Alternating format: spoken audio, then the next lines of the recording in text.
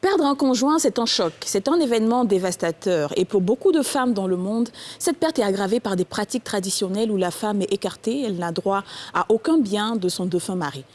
En 2019, la Côte d'Ivoire a donc adopté une nouvelle loi qui permet à la femme d'hériter d'une partie de l'héritage de son défunt conjoint. C'est de ça qu'on va parler aujourd'hui dans ce nouveau numéro des Femmes d'ici, le droit de la veuve. C'est tout de suite.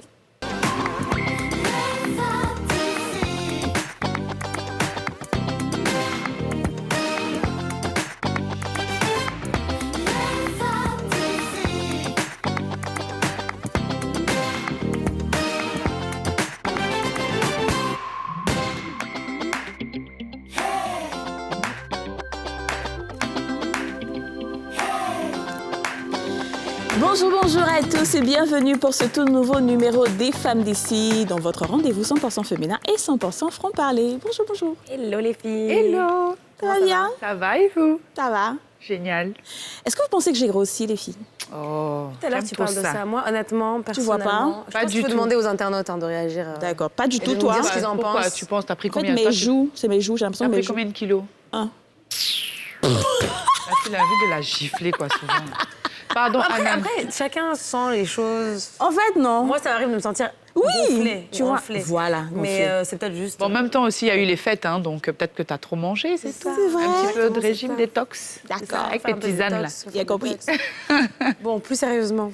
On parle d'un thème assez sérieux, les filles, aujourd'hui. Tu l'as dit tout à l'heure en introduction, Kadi, on parle de la veuve en Côte d'Ivoire en particulier et surtout de ce qui lui arrive donc vis-à-vis de la famille de son défunt mari et surtout de ses droits. Ouais. Alors, on le sait, enfin, de pratique, souvent, une femme, quand elle perd son époux, elle est un peu diabolisée tout de suite. On commence à la voir comme la personne qui a potentiellement tué, soit physiquement, soit juste à force de le fatiguer, de lui mettre des problèmes sur sa tête, qui est responsable de la mort du défunt. Et du coup, tout de suite, on l'isole, on l'ostracise. Et je ne comprends pas pourquoi. D'où ça vient. C'est culturel. Hein. Ouais. C'est dans certaines régions du pays plus que d'autres. Pas qu'en Côte d'Ivoire, d'ailleurs. Pas qu'en Côte d'Ivoire, bien sûr. Même en Occident, ça peut arriver. Surtout quand il s'agit de la seconde, on va dire, celle qui suit la première, celle qui n'a pas eu d'enfant, qui vient de se marier avec lui, etc. En plus, quand c'est récent, c'est encore plus grave. Ouais. Malheureusement, c'est triste. C'est triste, mais c'est un fait qu'il faut changer, quoi. Ouais. Moi, je pense que ça ne concerne pas forcément celles qui viennent, qui n'ont pas d'enfants avec le monsieur ou qui viennent d'arriver. Je pense que c'est partout. C'est toutes les épouses, dans tous les cas de figure. Et c'est surtout, en fait, quand les parents n'ont généralement pas été contents du mariage. C'est là que ça se passe. Parce que tu sois première, deuxième, troisième, mais quand les parents ne veulent pas, là, après, quand le monsieur... C'est eux-mêmes qui peuvent tuer le monsieur, puis vont venir dire que c'est toi qui l'as tué. Et ça, c'est malheureux parce que moi, je sais que j'ai vu des cas comme ça au Togo, au Bénin, partout dans le monde. Et dans les pays surtout sous-développés. Ça y est, nous, là, c'est nous, on n'a rien, mais c'est nous, on a les pratiques bizarres. Est-ce que c'est pas finalement lié à ça, justement, peut-être la misère économique qui fait que dès que quelqu'un décède, tout le monde essaie de s'accaparer un petit peu de l'héritage. Et du coup, si on peut écarter une personne... Parce qu'aujourd'hui, le droit ivoirien a changé, hein, on va en parler tout au long de l'émission. La loi sur la succession a changé. Aujourd'hui, les veuves ont droit à l'héritage, à une part d'héritage de leur époux. Mais dans les faits, très souvent, elles sont mises à l'écart. Et comme d'habitude, hein, on a porté la question sur la place publique. On vous a demandé les droits des veuves sont-ils respectés? On va écouter quelques-unes de vos réponses dans ce micro-trottoir. C'est pas respecté. Parce que si ton mari est mort, il y a les enfants. Tu nourris, tu payes maison, tu payes courant. C'est pas normal que les parents mais les parents de monsieur vont venir ramasser son bagage, puis l'argent, puis demander sa rente, sa sort aussi. Ou bien? Pas respecté. Parce que mon mari est mort. Donc lui, il est seul garçon. Donc il n'y a pas les gens pour m'aider. Je vends Baka pour me soutenir un peu. Il a gagné un enfant. Donc il est débrouillé un peu. Je paye maison, je paye courant, je paye l'eau. On est ici. Si le mari meurt seulement, après avoir fini de faire le funérail, ils viennent prendre les biens de mari. C'est pas normal. C'est pas normal. Parce que le veuve, il a le droit d'être soulagé comme au moment où le mari était là. Mais pour la faire pleurer tout le temps là, C'est pas normal. À mon avis, non. À mon avis, non, parce que moi, j'ai côtoyé des familles qui vraiment, des femmes qui ont perdu leur mari et qui ont été délaissées avec leurs enfants. Donc, je peux dire que les droits des veuves en Côte d'Ivoire ne sont pas respectés. Oui, les droits des femmes sont respectés en Côte d'Ivoire. Les veuves sont respectées en Côte d'Ivoire. Parce que quand j'ai perdu mon papa, on a fait les démarches et ma malade, elle a touché sa pension. Donc, ça n'a pas été très dur. Bon, ok. Donc, je pensais qu'il y avait unanimité, mais à la fin, on a quand même entendu une femme je pense dire... que c'est un manque de connaissance de ses droits qui fait que beaucoup de veuves n'ont... Surtout la peur de la famille, la peur des représailles. On est en Afrique, on sait ce que c'est, les représailles spirituelles, etc. Donc elles évitent au maximum. Alors qu'en réalité, si elles se battaient, je pense que, surtout avec les nouvelles lois qui viennent d'arriver, elles auraient largement la possibilité d'y arriver. Et ce serait bien qu'il y ait justement des aides ou des ONG qui permettent à ces dames-là de pouvoir se battre pour atteindre, avoir ce qu'elles ont. Je pense effectivement, il y a un manque de connaissances. Il y a un manque de connaissances, et puis après, c'est assez récent quand même. Jusqu'à 2019, il y avait un vide juridique sur la question. Non, mais en plus, même avant ça, parce que 2019, c'est pour l'héritage. Oui, c'est pour la succession. C'est différent de la pension. La pension, c'est autre chose. On parlait de la pension. C'est tout à fait normal, la pension. Mais sur l'héritage, c'est assez récent. Oui, ça, c'est récent. Et est-ce que quelque part, c'est pas aussi le fait de penser qu'on peut se permettre de violer les droits de la veuve que les gens se permettent, la belle famille, voilà. Parce qu'en fait, l'héritage est venu parce que c'est pas tout le monde qui travaille, c'est pas tout le monde qui a une pension. Alors que le gars, il a des biens. Mais il ne travaille pas, il n'est pas forcément fonctionnaire. Donc c'est bien, il faut que la dame ait aussi. Mais pardon les filles, mais avant ça quand même, il y avait quand même quelque chose, non? Non, il y avait rien. C'était que la pension. Il y avait la pension, il y avait quand même un partage. Selon qu'on est marié sous communauté ou séparation de biens, la veuve bénéficiait de 50%. Non, pas ça. Écoute, on va en parler. C'est mieux de parler avec notre juriste. On va appeler tout de suite Raïssa Zoré, elle est juriste. Nous aurons aussi Marie-Laure et Constance, directrice du centre de formation de la JAD. Nous avons aussi Rose Taonon Zégré, elle est veuve et elle a vécu une injustice, on va dire, plus ou moins. Bonjour. Bonjour à toutes les trois. Bonjour, madame. Vous allez bien? Oui. Merci d'être avec nous sur le plateau des femmes d'ici. Marie-Laure, vous étiez avec nous il y a quelques jours. On vous reçoit à nouveau et puis... Vous, c'est votre première sur le plateau des femmes d'ici. Alors, juste avant de commencer un petit peu cette discussion autour du droit des veuves, je vous propose de regarder ce reportage préparé par Chèque Bleu qui nous explique justement le passage de l'invisibilité à la protection par le droit en Côte d'Ivoire. Du jour au lendemain, elles voient leur existence basculer. Elles se retrouvent plongées dans la solitude. Les veuves sont parfois traumatisées et rejetées par leur belle famille qui n'hésitent pas à les chasser du domicile conjugal. Dans de nombreux pays, les veuves sont privées de leur droit à la terre, aux revenus et à la propriété, entre autres.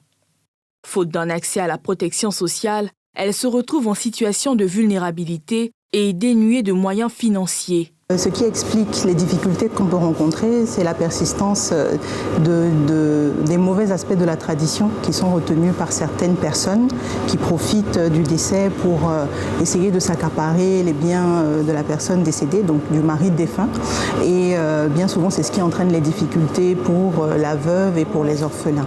Donc je pense que c'est vraiment un mauvais usage des traditions, parce que même nos traditions sont bien faites au-delà de la loi, et personne n'envisage de dépouiller les femmes ou les orphelins de ce que leur mari et père a laissé. Il faut dire qu'en Côte d'Ivoire, la loi sur les successions datait de 1964 et n'avait connu quasiment aucune modification. En 2019, le gouvernement ivoirien a adopté 4 projets de loi sur le mariage, les successions, la minorité et la filiation. Que dit cette nouvelle loi ?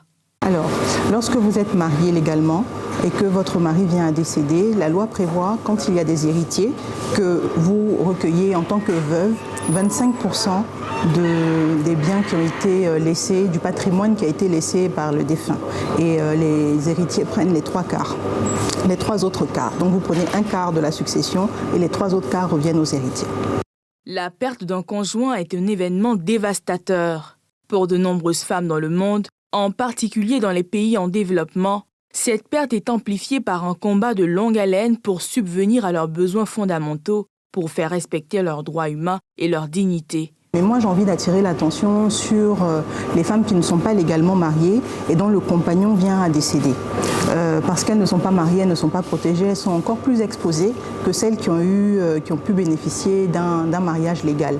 Et si on doit faire évoluer la loi, j'ai envie qu'on fasse évoluer la loi dans ce sens-là, pour donner une protection supplémentaire à ces femmes qui parfois ont travaillé avec le compagnon décédé, l'ont aidé à développer son commerce, l'ont aidé à faire des plantations, parce que ne pensons pas uniquement aux villes, pensons aussi aux femmes en milieu rural et qui se retrouvent totalement démunies quand le compagnon vient à décéder. On estime qu'il y a environ 258 millions de veuves dans le monde. Plus de 115 millions vivent dans une pauvreté extrême, certaines confrontées à l'ostracisme et souvent à la violence. Alors, je vais peut-être commencer par vous, Raïssa. Oui. Quelles sont les réalités des veuves en ce moment en Côte d'Ivoire? En Côte d'Ivoire, le véritable problème des veuves, c'est la contradiction entre le droit et l'aspect culturel des choses. Parce qu'il y a le droit qui protège la veuve, comme on l'a si bien entendu depuis 2019. La veuve, on dirait en juriste, bien sûr, le conjoint survivant. Ce peut être un homme ou une femme, mais là, lorsque nous sommes dans le cadre de la femme, il faut dire que la femme dont le mari est décédé a le droit d'hériter d'un quart des biens de son mari. Et ça, c'est la protection juridique. Mais vous savez que nous sommes en Afrique et au-delà de l'aspect juridique, il y a aussi l'aspect social, il y a l'aspect culturel qui ne joue pas en faveur de ces veuves-là très souvent. Alors, ce qui se passe concrètement quand la pratique culturelle prend le pas, c'est que on fait quoi concrètement? On l'empêche d'obtenir ses biens? Comment ça se manifeste? De manière pratique, on va aller d'abord sur la base du droit. Lorsqu'une femme perd son mari, il y a ce qu'on appelle le certificat de décès qui est délivré par l'hôpital. Et sur la base de ce certificat, elle doit aller au tribunal le tribunal qui répond du lieu dans lequel son mari est décédé. Voilà, le tribunal compétent pour que l'acte de décès soit établi.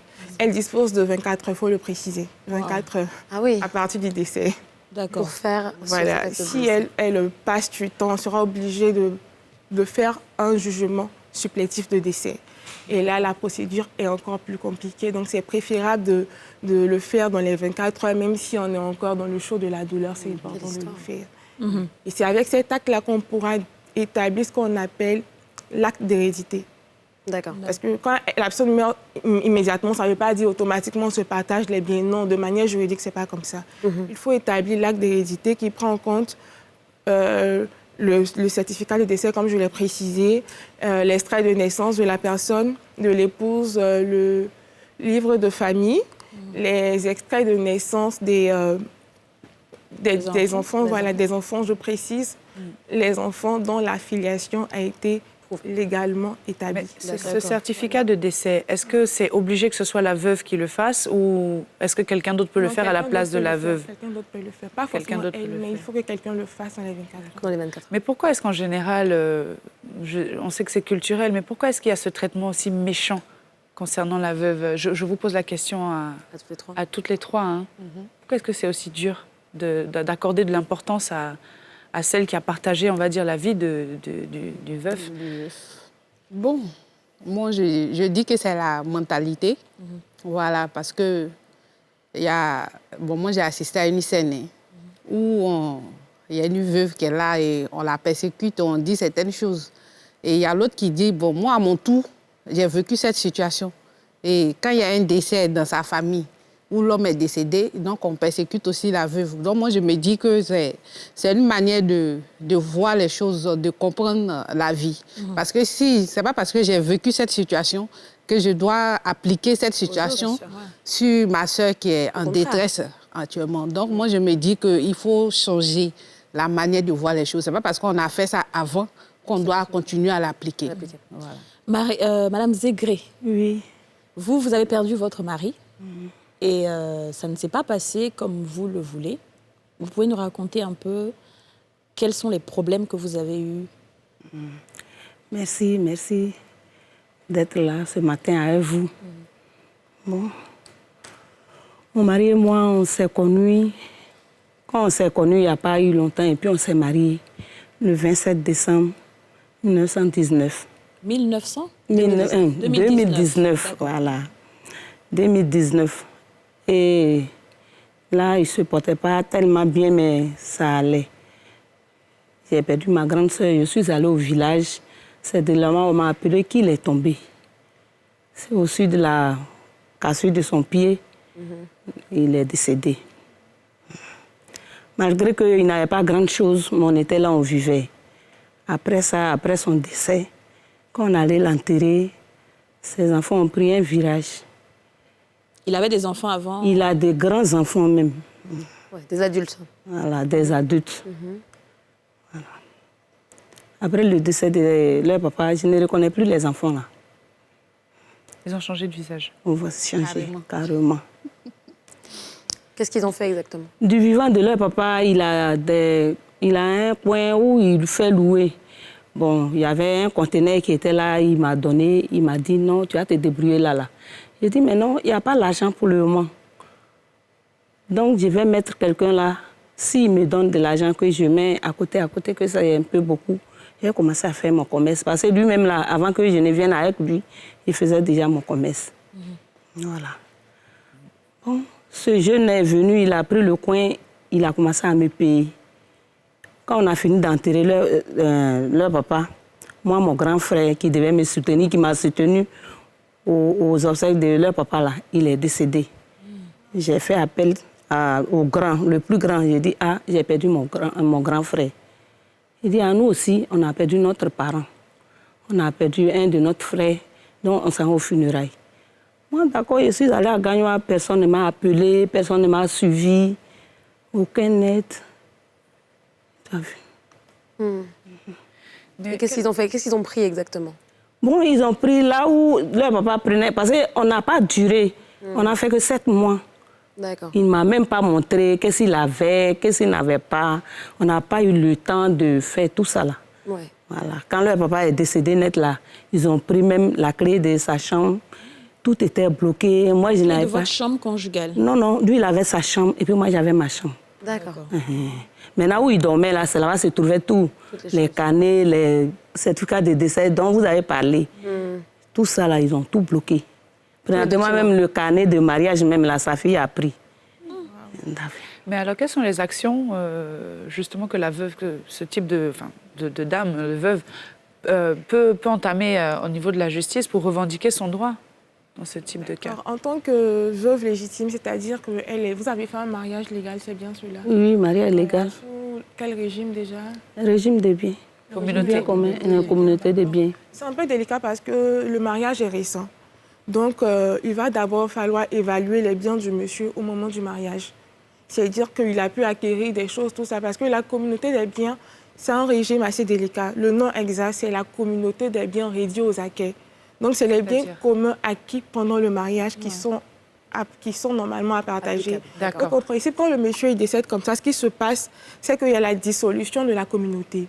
C'est-à-dire les biens que les deux ont acquis pendant leur période de mariage, c'est-à-dire pendant les 7 ans, sont séparés. 7 mois. Pendant les 7 mois, sont séparés de manière équitable entre les deux parties. Et maintenant, tout ce qui revient au monsieur, en principe, selon la loi, madame a un quart des biens là-dedans, avec les enfants, peu importe le régime sous lequel elle s'est mariée. Donc, elle a la possibilité de tenter l'action, comme vous le dites, d'aller, par exemple, au tribunal, de demander l'ouverture de la succession. Elle a un ayant droit, donc elle dispose de la qualité pour agir. Et ensuite, le tribunal, avec les documents requis, pourra nommer Quand elle n'a pas de documents comme ça, comment on fait? Non, mais elle les a, c'est juste qu'elle n'a pas accès aux documents. Non, elle n'a pas puisqu'elle n'a pas accès. Oui, c'est ce que je dis, mais donc en fait, il faudrait qu'elle recouvre l'accès aux documents. Qu'elle récupère ça, mais si elle n'a pas, qu'elle ne peut pas avoir accès à ces documents, mais qu'elle est quand même, elle a quand même, enfin, je dis, il y a des archives, elle est quand même légalement mariée, etc. Comment on fait? Et puis surtout aussi, je précise, une question encore plus compliquée, quand on n'a pas les moyens d'avoir un avocat. C'est là la plus grande difficulté parce que les procédures judiciaires aussi ont un coût. C'est pas gratuit, voilà. Donc, bien sûr. Par exemple, même pour l'acte de décès, encore pour l'acte d'hérédité, c'est des moyens qu'il faut dépenser. Donc, quand la personne n'a pas des moyens financiers, c'est un peu compliqué. Et là, je dirais que c'est peut-être pas le rôle du droit d'agir, mais c'est au niveau social, peut-être, s'il y a des ONG qui accompagnent, il y a peut-être l'organisme de la famille, le ministère de la famille, qui a peut-être des cellules dans ce domaine-là qui agissent. Et donc, du coup, vous n'avez pas trop répondu à la question d'Aurélie par rapport à si elle n'a pas les documents, est-ce qu'il y a une manière de peut-être au niveau du droit sûr. même Par exemple, pour le livret de famille, il y a des duplicata qui sont disponibles. Donc, elle peut intenter la procédure dans la mairie où le mariage a été célébré pour obtenir des duplicata. C'est possible. Alors, juste une petite précision. Tout à l'heure, dans le reportage qui a été diffusé, on a entendu notre juriste parler d'un droit à l'héritage, donc un quart des biens, dans le cas où il y a des héritiers. Enfin, où elle a donc des enfants qui sont donc les héritiers du... Et quand elle n'a pas d'enfants, du coup, est-ce que ça s'applique ou pas? Non, pas quand elle a des enfants. Quand le décoyos, pardon, le défunt a des enfants. C'est-à-dire que lorsque le monsieur a des enfants, la dame a droit à un quart des biens et les enfants partagent les trois quarts. Et quand il n'y a pas d'héritier? Quand il n'a pas d'enfants, par exemple... C'est elle qui... le partage se fait différemment. Quand il n'y a pas d'enfants, elle rentre en compétition avec les parents du monsieur. Les ascendants. Voilà. Mais est-ce que c'est-à-dire c'est à 50% pour la veuve et 50% pour le reste de la famille? D'accord, c'est ce que justement je voulais relever. Voilà. Avec les enfants, c'est la parité, c'est la moitié. Avec les parents du décoyot, c'est la moitié. Est-ce que Madame Zegré, vous avez essayé au moins de faire quelque chose? Non, pas encore. Vous n'avez même pas pensé, vous êtes juste... Je suis restée. Puisque quand je me suis plaint, le plus grand m'a dit que lui, ils sont pas... C'est 2 groupes d'enfants. Il y a 6 qui ont une maman et puis les 2 ont une autre maman. Donc, le plus grand, il est avec son petit frère. C'est lui, je me suis adressée que, voilà mon problème. Il dit, il faut prendre ton mal en patience et que quand on va se réunir, on va te mettre là et puis je vais mettre ton problème sur la table. Donc, mon mal, je suis dedans, je suis en train de prendre mon mal en patience depuis. Et ça fait combien de mois que votre... Depuis novembre qu'on a enterré le papa. Plusieurs mois. Alors, Marie-Laure, vous êtes en contact avec Madame Zegré et vous l'avez accompagnée à travers la JAD. Oui. Vous l'aidez de manière ponctuelle, si j'ai bien compris. Oui. Expliquez-nous comment vous arrivez justement à accompagner les veuves, qui sont aussi donc, des femmes célibataires, hein, comme c'est votre domaine d'expertise. Oui. Qu'est-ce que vous pouvez faire pour elles quand elles sont un peu dans ces limbes-là où elles n'ont pas encore obtenu gain de cause? Elle, personnellement, le témoin du défunt est M. Bouli, qui est président de l'ONG. D'accord. À Jade, voilà. Donc, avec les plaintes, à chaque fois qu'elle vient lui faire, il lui demande d'attendre un peu pour voir l'évolution de l'affaire. Bon, de ne pas se presser pour aller à l'encontre de ce qui va se passer. Peut-être que les enfants vont dire non, on n'a pas décidé cela, voilà ce qu'on a décidé. Donc c'est pourquoi on attend un peu. Sinon, on est prêt à mener une action légale, c'est-à-dire aller à la justice et pour qu'on puisse résoudre ce problème-là. C'est-à-dire que vous favorisez un peu plus le règlement à l'amiable d'abord, avant d'engager une procédure. Et il y a beaucoup de cas comme ça que vous rencontrez? Bon, dans les années passées, on a rencontré ce genre de cas, mais la dame n'a pas voulu qu'on enclenche cette procédure-là. Mais on l'a aidée, on l'a financée pour qu'elle puisse mener une activité pour pouvoir subvenir aux besoins de ses enfants. D'accord. Ouais. Alors, juste une petite question avant qu'on parte en pub. Est-ce que vous êtes optimiste par rapport au cas de Mme Zegré? Quand vous dites on va attendre un petit peu, vous pensez qu'il y a possibilité de résolution favorable avec... Oui, il n'y a pas de souci. Sans passer par la justice? Peu importe. Peu importe. En tout cas, quelque chose de... Voilà, peu importe, que ce soit à l'amiable. Si on voit que du côté de ce côté-là ne marche pas, on va entamer l'autre procédure. Très bien. On va continuer à parler de tout ça dans le détail. Ce sera juste après une courte page de pub. Surtout, ne bougez pas, on se retrouve tout de suite.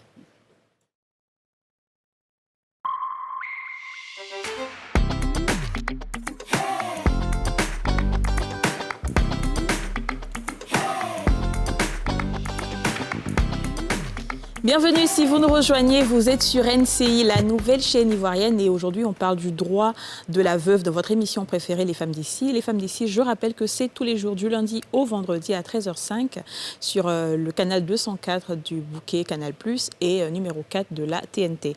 Nous sommes avec nos invités, Raïssa Zoré, juriste, Madame Rose Taonon Zégré, elle est veuve et victime d'une injustice. Bra Marie-Laure Constance, directrice du centre de formation de la Jade. Alors j'ai envie de demander à la juriste, avant, au tout début de l'émission, on discutait un peu entre nous du cas des pensions. Parce que là, on parle de la loi sur l'héritage, n'est-ce pas? Mais et les pensions, est-ce qu'il y a des problèmes aussi à ce niveau-là? Oui, très souvent, il y a aussi des problèmes au niveau des pensions. Quoique, il faut différencier de manière générale la portion de l'héritage. Parce que l'héritage, c'est l'ensemble des biens acquis par la personne de son vivant. L'héritage, c'est une sorte de bien, mais c'est des cotisations qui sont faites par la personne pendant qu'elle travaillait. Oui. C'est-à-dire, lorsque vous travaillez soit au privé ou au public, la CNPS... Vous parlez de la pension, pardon. Voilà, oui, pour ce qui concerne la pension, la CNPS cumule une cotisation que vous payez. Et lorsque vous êtes normalement à la retraite, cette pension-là doit être reversée à votre personne. Mais s'il arrive que vous décédiez, bien sûr, cette pension sera reversée à vos ayants droit. Quand je parle de vos ayants droit, il y a peut-être votre épouse, il y a vos enfants qui vont se partager cette pension-là. Mais la plupart du temps, il faut dire que la pension, elle est vraiment très faible. C'est ça, minimum. Elle ne permet pas aux personnes d'assurer le revenu de manière convenable et décente. Mais quand même, les gens ont droit, la femme peut avoir droit à ça. C'est plus facile, apparemment? Oui, c'est plus facile, la pension. Mais encore là, je dis toujours que c'est l'aspect culturel, parce qu'en matière de droit, c'est des documents qu'il faut. Oui. Moi, je peux être titulaire d'un droit, mais je donne ces documents à une personne qui me représente. Et dans le cas de la veuve, lorsqu'il y a des pressions familiales, par exemple, on peut l'obliger à donner ces papiers-là. Ouais. Normalement, elle n'est pas obligée de le faire, mais ici, on va sur le côté, je dirais, culturel ou le côté mesquin de la chose, avec des pratiques occultes. Souvent, il y a certaines pressions et elle donne ces papiers. Donc là, même si elle a droit à la pension, elle ne pourra pas le réclamer. C'est peut-être le frère ou le cousin du défunt qui va aller récupérer la pension et en jouer comme s'il avait le droit, alors que ce n'est pas ce qui est normal. Alors, en parlant de pratiques occultes, un petit peu aussi de tout ce qui est pratiques culturelles qui sont un peu mesquines, et je pense que je vais m'adresser à vous, Marie-Laure, on le sait, très souvent, la femme est diabolisée au moment du décès de son conjoint. Oui. D'où est-ce que ça vient, cette tendance à tout de suite l'imaginer comme responsable de la mort du défunt? Bon, moi, j'ai suivi une scène où le monsieur est décédé. Et la veuve, dans ses pleurs, qui disait qu'elle n'allait pas s'occuper des autres enfants que son conjoint a eu en dehors du foyer. Mariage, et la parente qui était là lui a dit, au lieu de te soucier des biens qui sont là, explique-nous comment notre frère est décédé. Tout de suite, la dame est restée avec son mari tout le temps qu'il était malade, mais vous, les parents, vous n'étiez pas là. Et bon, moi, je ne sais pas comment expliquer cela, mais comment une personne peut penser qu'une femme qui est restée avec son mari pendant plus de 20 ans, 30 ans, peut tuer son mari, bon, peut-être pour des biens ou bien... Bon, franchement, moi, ça... bon bien, même souvent. Voilà. Oui, c'est ça, mais tout de suite, ça va sur ce terrain-là, en fait. Voilà. Donc, c'est bon. Franchement, je n'arrive pas moi-même à comprendre pourquoi c'est comme ça. Parce qu'on accuse toujours la femme d'avoir tué son époux, soit pour bénéficier des biens, soit bon, je ne sais pas. Pour d'autres raisons. Voilà. Mais est-ce que ce n'est pas surtout aussi dû au fait qu'on est dans un système patriarcal où on se dit que quand le monsieur décède, l'argent va d'abord aller chez ses neveux, comme on dit. Vous voyez un petit peu, est-ce qu'il n'y a pas une contradiction aussi entre ce qui se passe dans la tradition et la loi aujourd'hui, qui n'est pas appliquée? Il faut dire que la contradiction, elle est très grande, voilà, parce qu'en Côte d'Ivoire, par exemple, on a deux grands systèmes culturels. Oui. On a le matriarcat et on a le patriarcat. Le patriarcat, lorsque le monsieur décède, en principe, c'est son grand frère qui récupère les biens et qui est censé s'occuper de toute la famille, ce qui fait que même la veuve rentre dans l'héritage, dans le package. En fait, il devient voilà, c'est une gardien dans la fonction. C'est-à-dire comme s'il prend la place de celui qui est décédé. Et chez les Akans, par exemple, c'est le matriarcat. Là-bas, c'est le neveu qui hérite, le fils de la sœur du défunt. Là, on se dit que, bon, là, au moins, on est sûr que la personne est de la famille, en fait. Et moi, je pense que le souci majeur, en fait, qui se cache derrière tout ça, c'est la place de la femme dans la société africaine. Absolument. C'est clair que la femme, elle est valorisée en ce sens qu'elle travaille beaucoup, mais on la voit très souvent comme une étrangère. Par exemple, chez les peuples de l'Ouest, on dit la femme, elle est étrangère. Donc, quand on lui donne des biens, si demain elle doit se remarier, elle va avec les biens de la famille. Voilà. C'est ça. Donc, comme si elle allait partir avec le bien familial vers un autre mariage. Alors que les biens, la plupart du temps, sont des biens, les biens du village, tout ça, c'est des liens qu'on appelle des biens lignagiers. C'est-à-dire que ce n'est pas propre à une personne, c'est propre à une famille. Donc, on se dit, quand le monsieur décède, puisque c'est pour la famille, on ne va pas donner à sa femme, parce que si on lui donne, qu'est-ce qu'elle va aller brader? Est-ce que la loi accorde une importance au testament? Parce que si le défunt peut prévenir ce genre de problème, est-ce qu'il peut faire un testament pour dire, voici, je meurs, voilà ce que je veux? Oui, bien sûr, la loi accorde une importance véritable au testament. Et c'est ce qu'on conseille d'ailleurs aux personnes. C'est vrai qu'en Afrique, on a beaucoup peur de la mort, mais il faut prévenir la mort parce que c'est un phénomène inévitable. Et quand on sécurise la famille avec un testament, c'est essentiel. Mais je veux préciser que même au niveau du testament, il y a une règle à prendre en compte parce qu'en Côte d'Ivoire, le législateur a voulu protéger les enfants et aussi la veuve. Donc, ce qui fait que la personne qui veut faire son testament ne dispose pas de tous ses biens. Il y a ce qu'on appelle la quotité disponible. Lorsque vous avez des enfants, vous avez la possibilité de faire des legs de votre vivant, voilà, un quart de ses biens. D'accord. Si c'est la veuve, la moitié. Donc, vous pouvez disposer. Donc, en tenant compte de cette réalité, par exemple, vous pouvez déjà préparer votre testament. Vous dites, puisque j'ai normalement 3 quarts pour mes enfants, les 1 quart, je peux peut-être les donner aux cousins, à qui je veux, mais les 3 quarts, je ne dois pas les disposer. Ce qui fait que même si vous faites un testament et que vous partagez vos biens, vous oubliez vos enfants ou bien votre femme, il y aura quand même... Le législateur permet à ce qu'on rectifie cela. Et le notaire va ramener les biens, de manière fictive, bien sûr, mais vos enfants auront... Il s'agit d'éviter les injustices. Voilà, c'est bien cela. Alors, Madame Zegré, vous avez dit tout à l'heure que vous attendez un petit peu que la situation évolue, qu'il y ait cette rencontre et que les choses se résolvent à l'amiable. Est-ce que vous aviez des bons rapports avec les enfants de votre conjoint avant le décès? Est-ce que tout allait bien? Avant même la Marie-Laure qui est là. J'étais leur maman. Maman. Après le décès de leur papa, je ne les reconnais même pas. C'est tellement vrai. Et vous avez essayé de parler avec eux quand même pour essayer de comprendre pourquoi ils vous voient comme... Oui, j'ai demandé pourquoi ils se comportent comme ça. Ils ne veulent pas que je prenne l'argent pour manger. Qui va me donner à manger? Il y a un qui m'a répondu, mais ça, c'est quelle question? Tu veux que je te dise quoi là? Et qu'est-ce que vous faites actuellement pour vivre alors? Les jours, oui. Qu'est-ce que vous... C'est la chose... L'ONG et mes enfants, qui sont d'ailleurs aussi mes célibataires, qui s'occupent de moi. Vos enfants? Vous avez des enfants d'un précédent mariage? Voilà. Ou d'une autre union? D'accord. Non, je n'ai pas eu d'enfants avec ce monsieur. Non, je sais d'une autre union. Avant le mariage, voilà, j'ai mes enfants. Et vous avez une famille, qu'est-ce que votre famille dit de tout ça, vos parents? Vraiment, du côté de mes parents, c'est mes cousins qui sont là, mes propres frères, là, ils sont tous décédés. Non, c'est la même chose que Marie-Laure a dit là. Mes frères là, disent de prendre mal en patience, de les suivre, ce qu'ils vont décider, et que s'ils ne décident pas, là, ils peuvent prendre le problème en cours. Est-ce qu'il n'y a pas aussi un relâchement du côté de la famille de la défunte, famille du conjoint survivant? Est-ce qu'il n'y a pas un relâchement souvent? Est-ce que de ce côté-ci aussi, on n'abandonne pas de manière générale? Non? Si. Quand même? Quand même. On laisse tomber quand même, c'est parce que je trouve ça quand même assez dommage qu'une dame aille se marier avec un monsieur, le monsieur décède et sa propre famille ne la soutient pas en fait. C'est peut-être ce qu'on disait sur la culture, le fait de je voulais ajouter ici, c'est que Mme Raïssa a dit. Il y a des coutumes où on demande à l'épouse de choisir parmi les frères du défunt.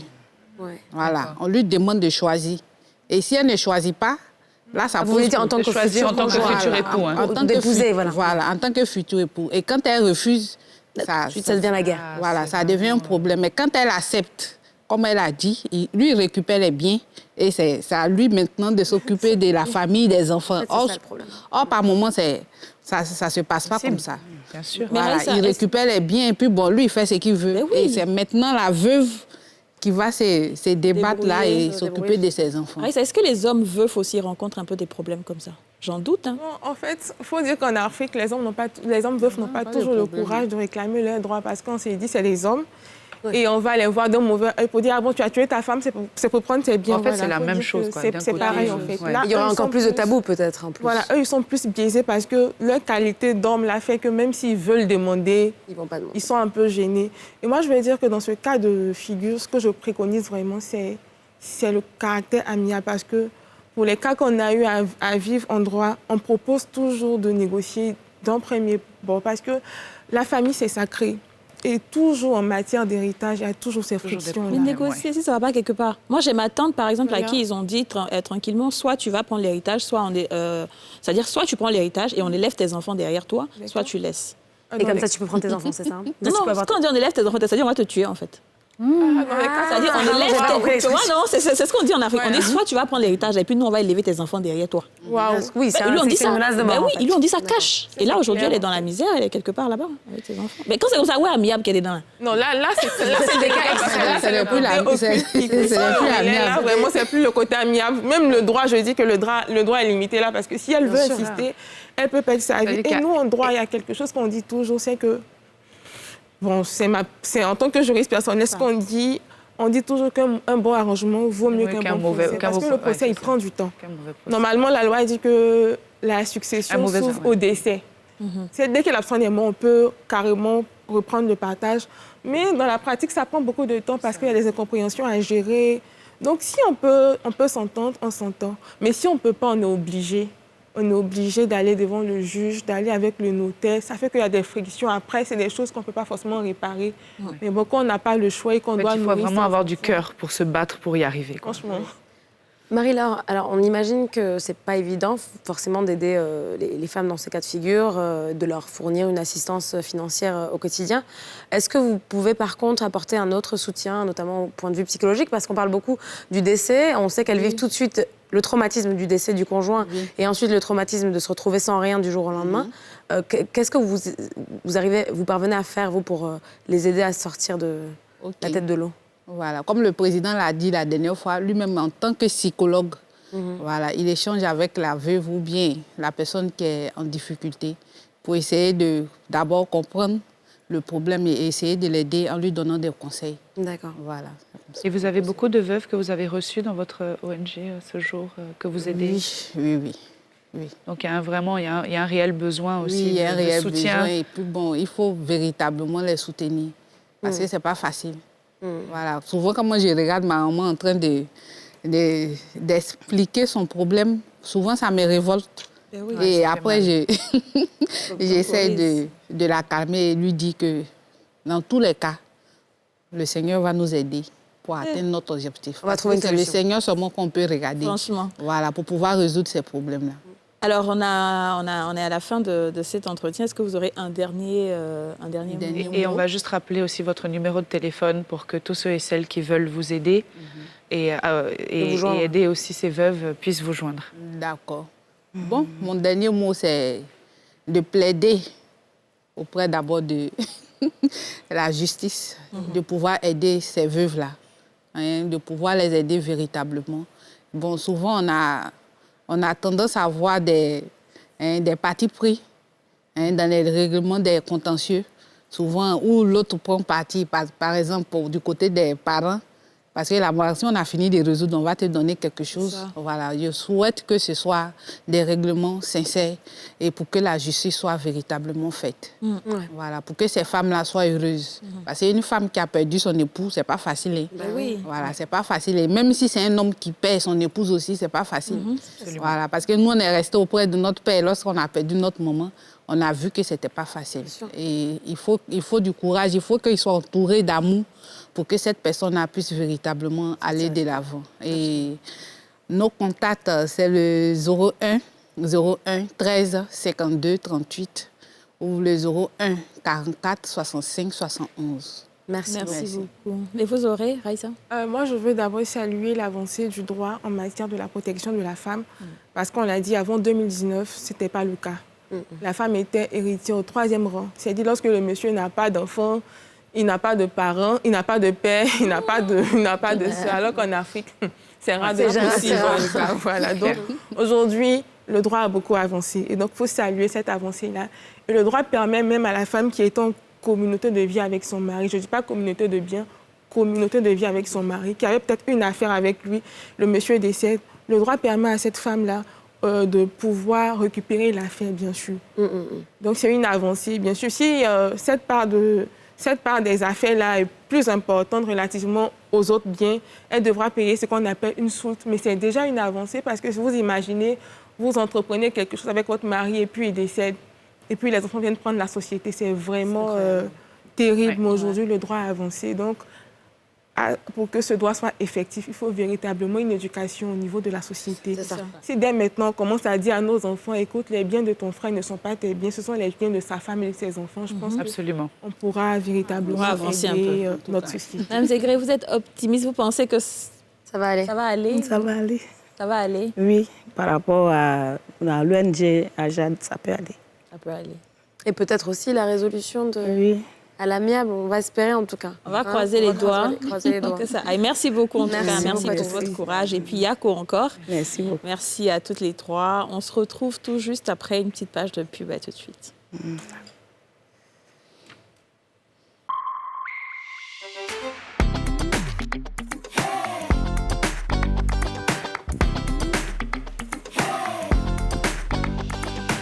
Bienvenue à vous si vous nous rejoignez sur le plateau des Femmes d'ici, votre rendez-vous 100% féminin et 100% franc-parler. Je vous rappelle que vous êtes invités à commenter tous les sujets dont nous parlons tout au long de cette émission, de toutes ces émissions d'ailleurs, notamment sur nos pages, sur les réseaux sociaux, que ce soit Facebook ou Instagram, donc la nouvelle chaîne ivoirienne. Vous pouvez commenter et surtout interagir avec nous et nous prendrons vos commentaires en considération. À toi Aurélie. Alors écoute, Anan, nous sommes en milieu de semaine. Et le milieu de semaine, en général, ça rime un peu avec stress. Alors c'est le moment de vous partager quelques musiques qu'on aime bien et qui, j'espère, va vous faire déstresser. C'est dans le son qui met bien, tout de suite.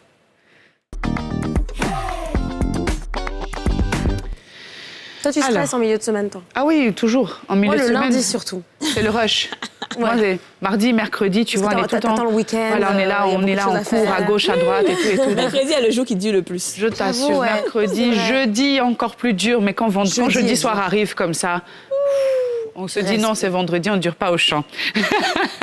Bon, alors, donc, en semaine, en général, vous savez, j'écoute un peu de tout, mais c'est vrai que de temps en temps, je me détends avec de la musique pop ou house, ou voilà, mais surtout de la house. Et il y a un dernier son qui est sorti récemment qui s'appelle DJ Snake avec Selena Gomez, qui s'appelle Selfish Love. On écoute. Ah ouais. House de pop aussi, avec le mélange DJ Snake. J'adore DJ Snake. Ouais. Franchement, c'est un mélange, j'adore, quoi. Et je trouve que ça voit, en tout cas, dans cette chanson. C'est très bien. Ouais. Moi, je ne les connais pas. Ouais, bon, tu connais pas? Je connais Selena Gomez, je connais très bien. Toi, c'est Matt James. La petite go de Justin Bieber. L'ex. Mais oui, je sais, mais moi, je les préférais tellement bien ensemble, franchement. Oh non! Ah, mais si! Ça, c'est un autre débat, mais moi, j'aime trop sa nouvelle femme. Moi aussi, je préfère Hailey. Moi, j'adorais la petite. Alors, moi, je suis avec Dadju. Ah, alors. C'est pas Matt Jim, c'est Dadju. C'est son frère. Mais pour le coup, je suis d'accord avec toi. Allons-y. Alors, Dadju a fait sortir une chanson récemment. Va dire à ton ex. Aïe, on a déjà dit à nos ex. Mais la chanson, s'il te plaît. Je choisis pas l'autre à lui. Je les aime tous les deux. Bon. Tu vois, non? C'est comme quand tu as deux femmes. En fait, tu les aimes. De comparer en réalité. Mais toi, tu adores cette chanson, non? Ah, j'aime trop cette chanson. Elle est trop belle. Je dis que quand tu écoutes la chanson la nuit comme ça, tu fais des rêves. Oui. Non, c'est pas des rêves simples. Hein. Tu fais des visions. Ouais, et puis les veilles d'Abidjan, ils vont prendre ça pour aller blaguer les petits. Je te jure. Non. Vraiment, mais en réalité, c'est une vraie chanson de veille.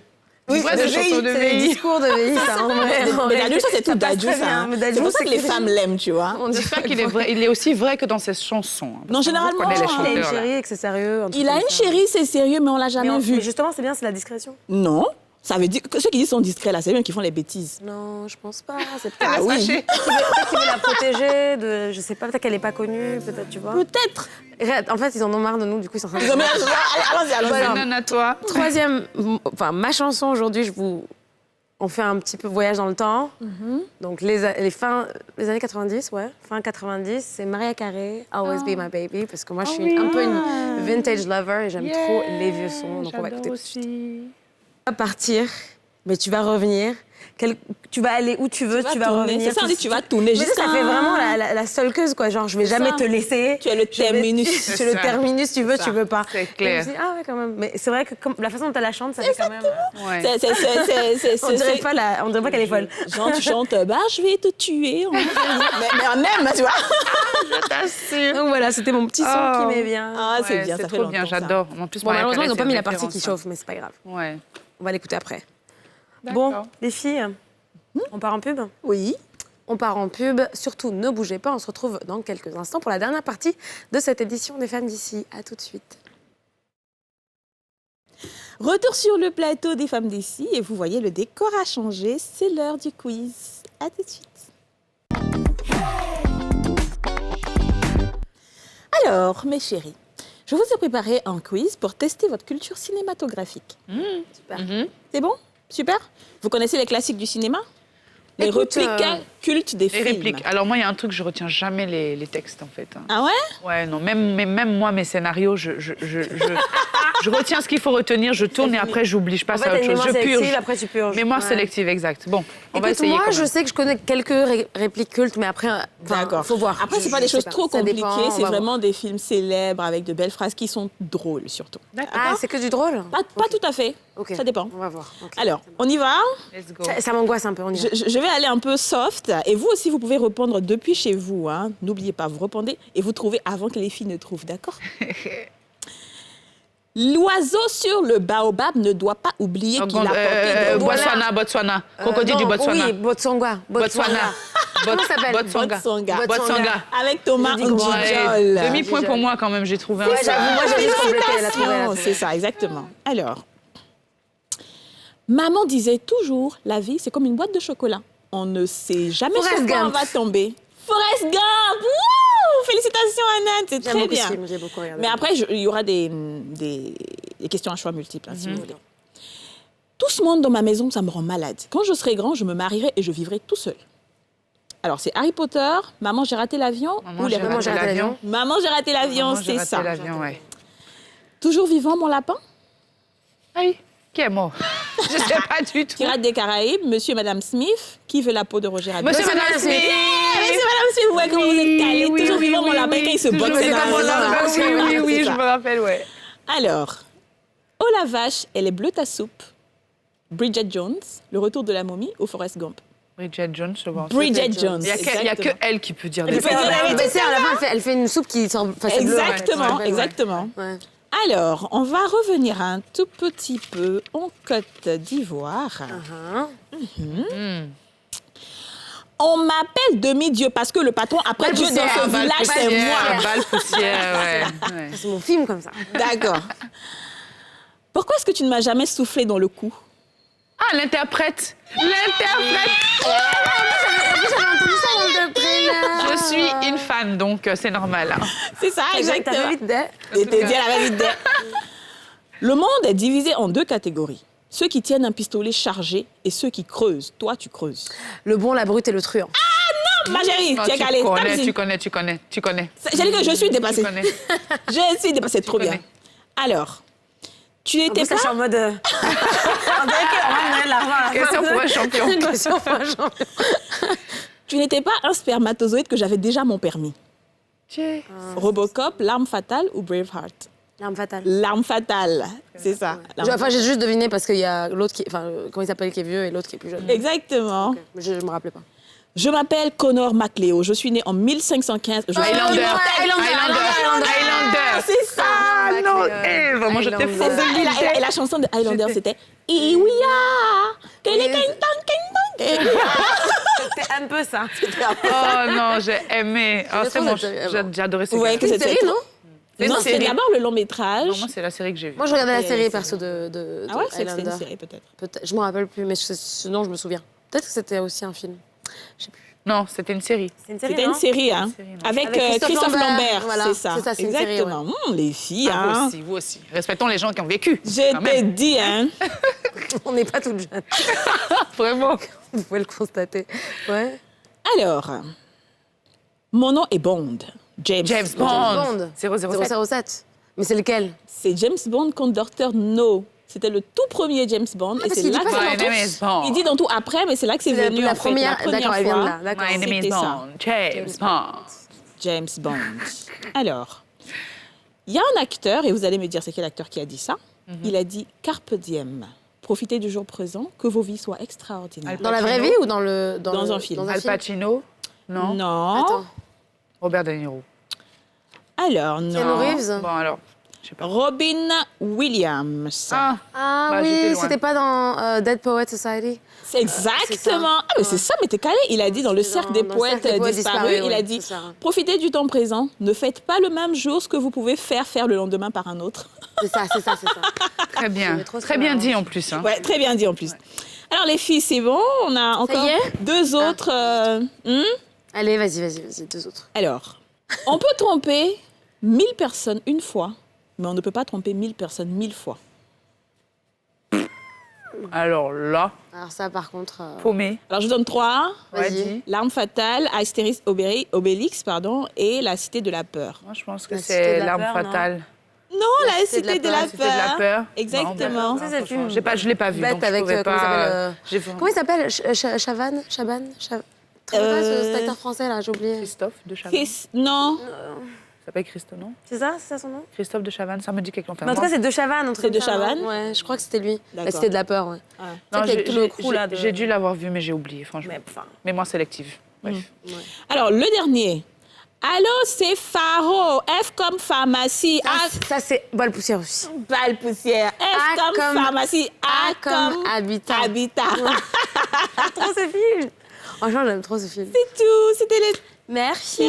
C'était sympa, en tout cas. C'était très bien. Ouais. Franchement, j'aime bien ce quiz. Bon, comme vous l'avez constaté. On a déjà tout trouvé. Bon, j'espère que depuis chez vous, vous avez joué également et que vous avez trouvé les réponses posées par Kadi aujourd'hui. On se retrouve demain pour une toute nouvelle émission. D'ici là, je vous souhaite une excellente fin de journée. À demain. Ciao.